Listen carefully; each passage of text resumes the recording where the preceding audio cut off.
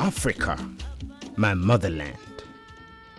Africa, the home of black race. A home of pride and strength.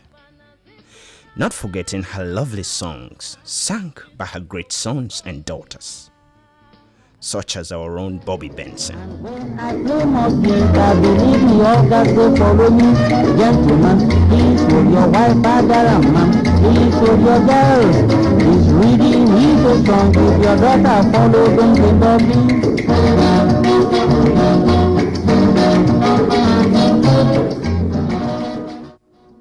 Christy Essien.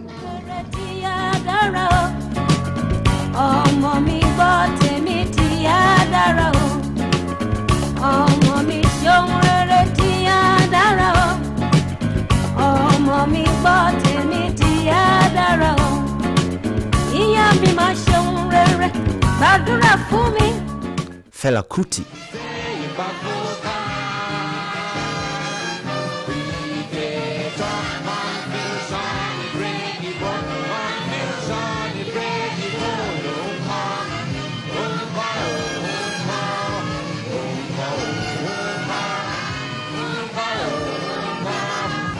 Papa Wemba.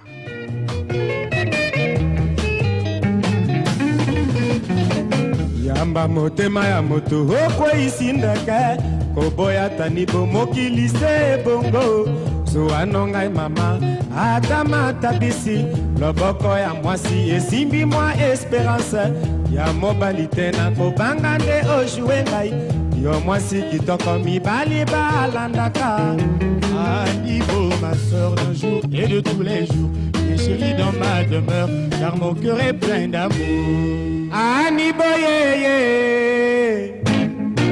Anibo, l'obélanga naemba, oh maman. Miriam Makeba.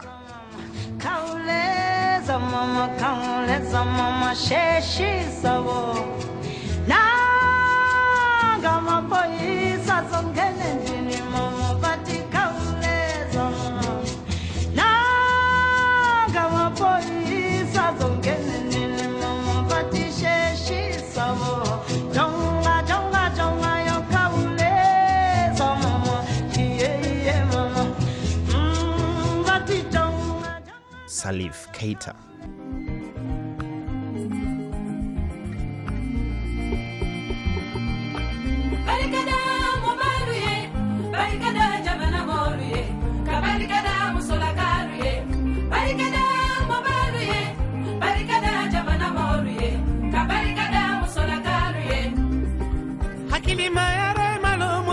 Sekele, oh musulu sekele,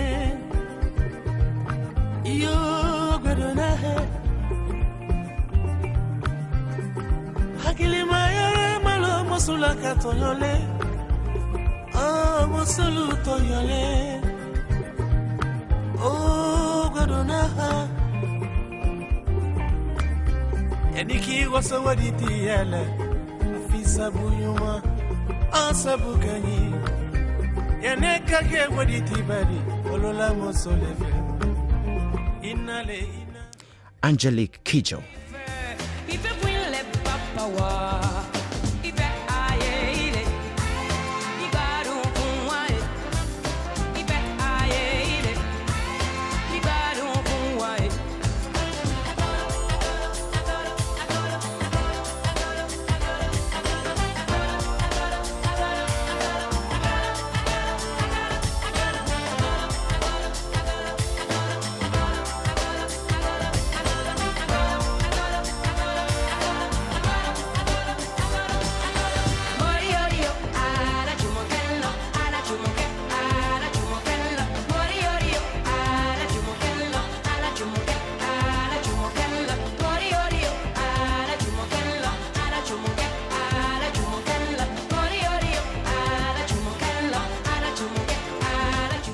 Hugh Mackabella.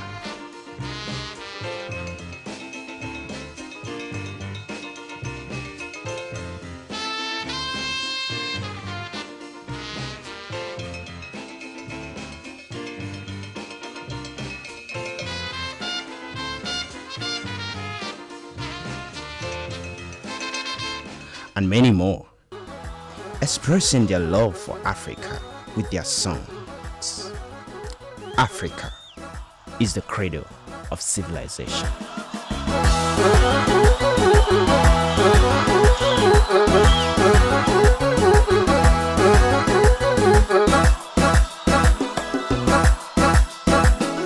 ከጥርኛ ፍሯ ካብራኳ ፈጥሮኛል ፍቅር መዋደድን ማን ያስተምረኛል እስኪ ልኖርበት ሶስቱን ቀለም አርማ ለጀግንነቱማ ለአብሮ መኖሩማ ኢትዮጵያዊ ሆኜ መቼም አልታማ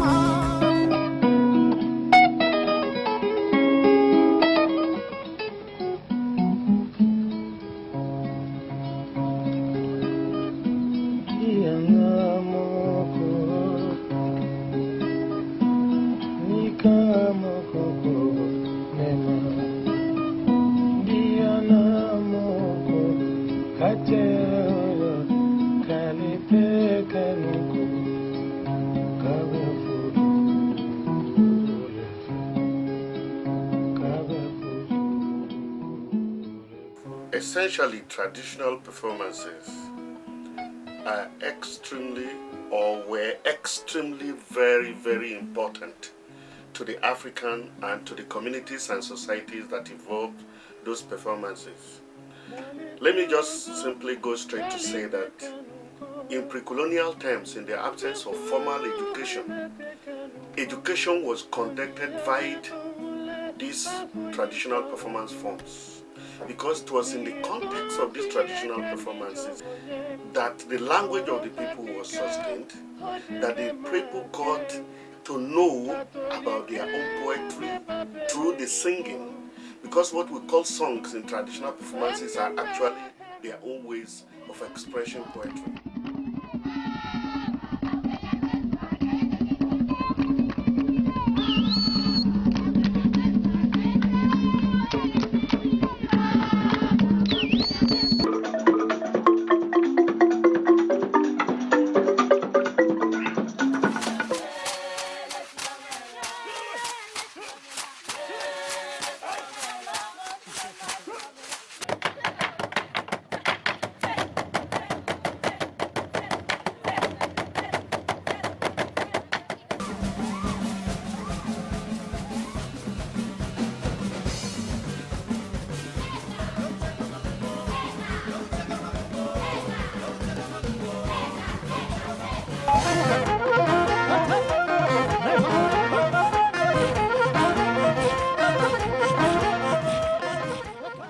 And it's in that poem composed which they sing, which contain their philosophy and the philosophy of life.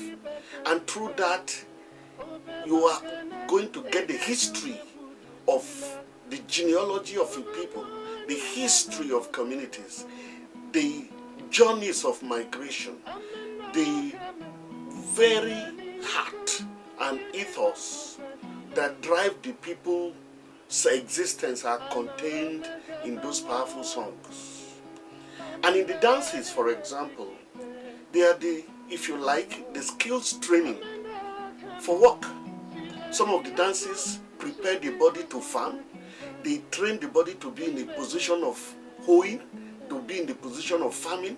They create constant energy. They create the rhythm and the feeling in the individual of how to hunt, for example. In my investigation, we discovered that 3/4 of the songs were gotten from animals, from hunters who stay for months in the bush.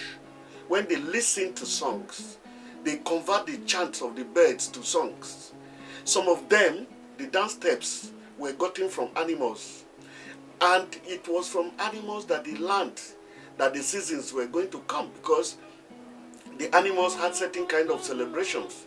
When it is going to be rainy season, when dry season is approaching, they have certain habits. And after studying those animals over a period of time, they use that as the basis of constructing their own knowledge. Again, a lot of traditional medicine and the knowledge of herbs and fruits to eat and to cure diseases were gotten from hunters and from these animals. Because they noticed that when a chimpanzee, for example, a gorilla is pregnant, they make sure that they follow it, eat a particular kind of herbs. When they bring those herbs home and apply to also women who were pregnant, they discovered that it had the same effect. How can a chimpanzee, without any treatment, deliver a child safely without going under the surgery, without attending any antenatal? It is something that they are eating in their food that must have been responsible. And the traditional people were able to chart this and follow this over a period of time. So when they perform these hunting skills, they are imparting a life skill and knowledge to the young ones, which if they find themselves in that context and situation, they will be able to do with ease.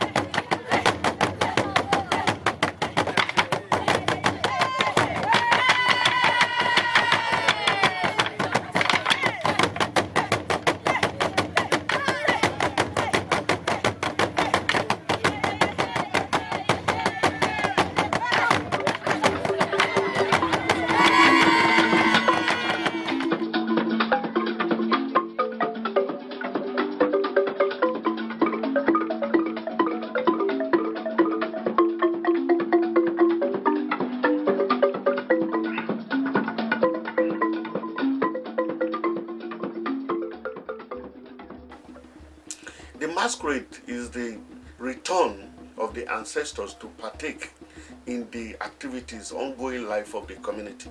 And that's because in most of our communities, we believe that there's a land, a world of the ancestors, and that the world of our ancestors are a very critical component of the world of the living.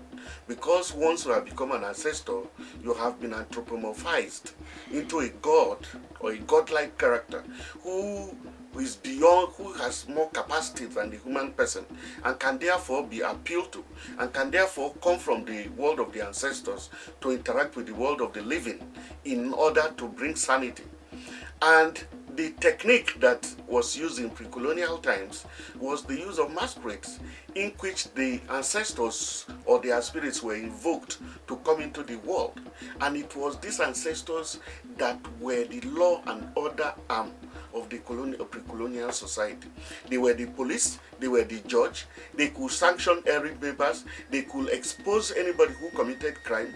In fact, the fear of masquerades, who were the if you like, the executioners and punishers of evildoers, was the beginning of wisdom in those. And some of the body makeups, the adornments like beads and so on, they have tell a whole load of stories of migration.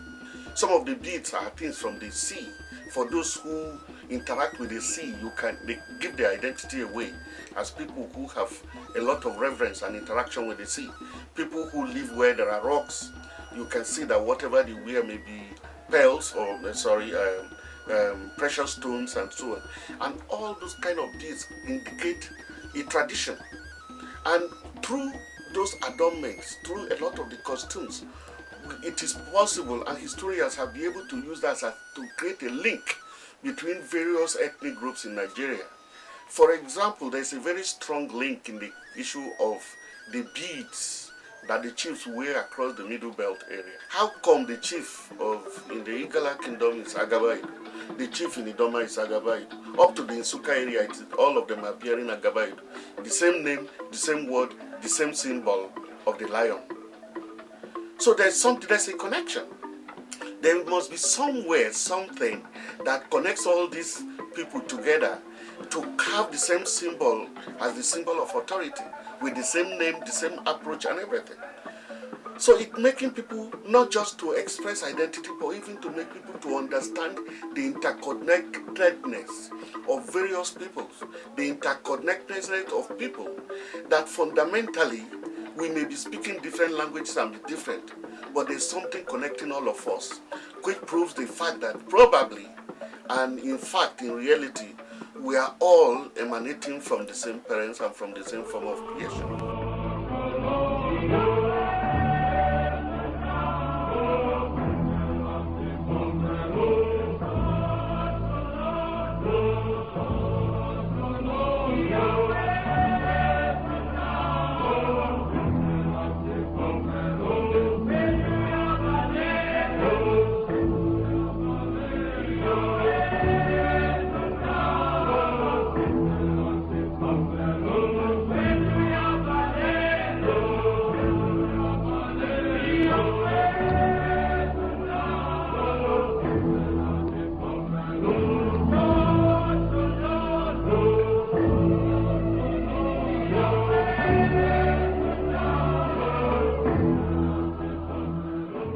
Continent of Africa, the rhythms of our drums, the pulsating dance steps of our maidens, and the sheer energy, the diversity of our wildlife, the cultural assets, the landscapes, are perhaps an indication that Africa is the greatest treasure on the face of the earth. For me, the opportunity of joining at the opening ceremony of your domestic tourism month gives me the opportunity of an insight into the great work that the Ministry of Tourism and South Africa Tourism has made, the great strides that have been achieved. It is a time for us to put in place the critical building blocks to promote Africa, and most especially to ensure that there is better understanding amongst our people on the continent. And finding myself in the position of Minister for Tourism for Nigeria, I think I would like to strengthen the bond of our relationship, to move this initiative forward, and to ensure that our people derive the very best from what nature has endowed us with.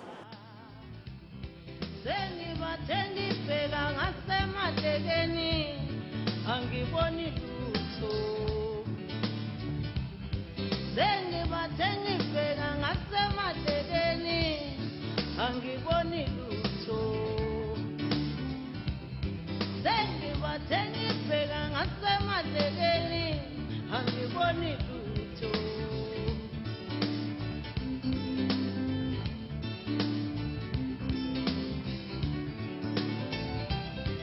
Wasiyola bola ngani na Wasiyeki inkomo zobaba Zemuka nomoya Wasiyola bola ngani na Wasiyeki inkomo zobaba Zemuka nomoya Wasiyola bola ngani na Wasiyeki inkomo zobaba Zemuka nomoya Wasiyola bola ngani na Wasiyeki inkomo zobaba Zemuka nomoya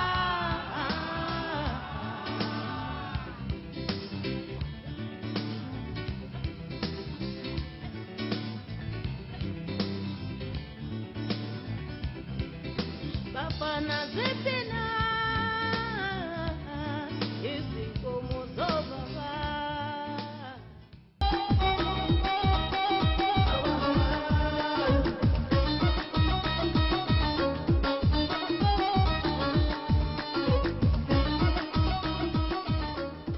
Egyptian civilization is a very unique civilization because after man in that environment conquered the idea or the search for food, the next time people began to practice other things that are away from just looking for food, because the natural instinct of man is to look for food.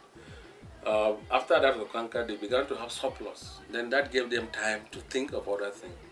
And that generated other people like, scholars, people like philosophers, etc. So within that framework, a lot of the people that were engaged in other things began to develop new things. The Egyptians were very religious. They believe in what was called life after death. So when somebody dies among the Egyptians, they believe he's going to another life. That is why when somebody dies, especially their leaders or people that are very important, they normally don't just bury them. They build these gigantic structures they call pyramids that had a lot of chambers in it, where they bury their leaders and their families, and also very important people within the society. What they do is that when somebody dies, they now open the person. They remove all the internal organs, and they now immerse the whole body into a solution of a chemical. The chemical, they call it natron.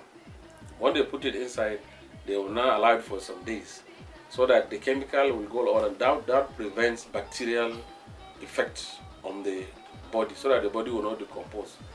After some days, they will now use some kind of bandage to wrap the body. That's what they call to mummify the body. That's what they call popularly Egyptian mummies. That's when they wrap it, then they now put it in a kind of coffin. They call it sarcophagus. It's like a kind of coffin. Then they put it, then they'll carry that and put in chambers inside the pyramids. Governance in societies, they were the first people to start what we can call actually as the federalism that we are talking about today. Okay, they were the first people to start. If you look at their system, their structure of administration, okay, broken down into different provinces and divisions and so on and so forth. They were actually the first people to bequeath this legacy of what we call as a federated system of government. Okay, and it is something also that has been copied very much later by the Romans, even by the colonialists when they were in Africa and other places. We have argued that the knowledge of human anatomy, in fact the discipline of human anatomy, would have come out from, these practices that they had of embalming, because that enabled them to know the human body extremely well. The idea of also mummifying the body also helped them to have knowledge of human anatomy, which helped them in surgery, because from dead bodies they began to also work on people that are alive, and because they now have the knowledge of different parts of the organs of the body, they could help people that are alive who complain of certain elements to operate them and also remove the element and stitch them back, and they survive. In the science of agriculture, also as I mentioned, it's also something the Egyptians were the fathers of irrigation. How we do irrigation today began actually with the Egyptian civilization, even though some mundane part of it began even among the Mesopotamians. But the Egyptians perfected it, this Shaduf system of irrigation, which you find in many parts of the world even today, is attributed to the Egyptians. In other aspects, we know that the Egyptians were also the first people to start this study of astronomy, actually. Not so much concerned about the physical universe, okay? But their concern was more actually with the day-to-day activities, this idea of trying to keep to time. Now you had so many other aspects in the society that were supposed to take place at given periods, at given dates. Okay, so that was actually what was behind their civilization. In the same way also they developed the idea of the calendar, because the Egyptians believed in a calendar also that was 365 days. And they also developed the system of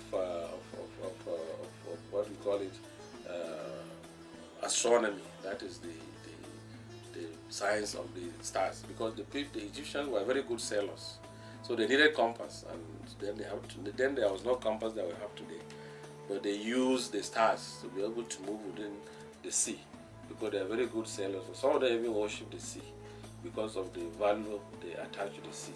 So they have division of land, assisted the Egyptians to develop a mathematical formula in terms of geometry began with the Egyptians because of their ability to share lands. They created the lands in different shape, and geometry is an aspect of mathematics that is that it has to do with figures in terms of shapes, triangles, rectangles, and the rest. So the Egyptians were the people that developed that, and that has helped the world to develop mathematical formulas. So algebra, as we know it, also started from the Egyptian civilization.